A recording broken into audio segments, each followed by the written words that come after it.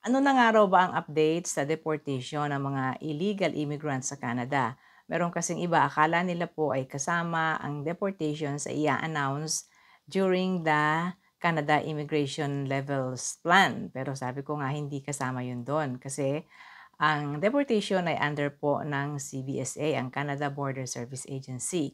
At napag-uusapan na rin lang yan, ang pinaka-latest guys na naging trabaho, accomplishment ng CBSA, ang pagkakahuli po at napadeport nila ang 3 na mga individuals mula po sa British Columbia. Ito ay dahil naman sa extortion. Meron pong ginagawang pangingikil, ayan, extortion sa mga negosyante doon sa British Columbia. Bukod sa 3 na ipinadeport nila, meron pa pong nire-review sila na 78 other foreign nationals for potential din na link sa organized crime and ongoing extortion activity targeting the South Asian business community sa British Columbia.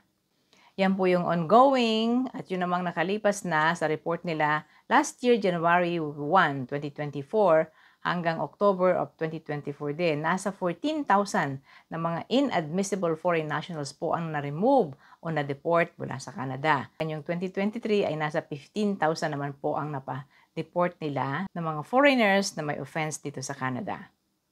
Ayon pa rin guys sa CBSA, pinapatupad nila ngayon ang increased enforcement ng batas hinggil sa iba't ibang mga offenses ng mga foreigners o ng mga immigrants dito sa Canada. At meron po silang tip line kung kayo ay may gustong isumbong sa kanila. Andiyan po sa screen ang mga contact numbers na inyong pwedeng kontakin. Yan ang impormasyon sa ating Menchito. Thank you very much for watching.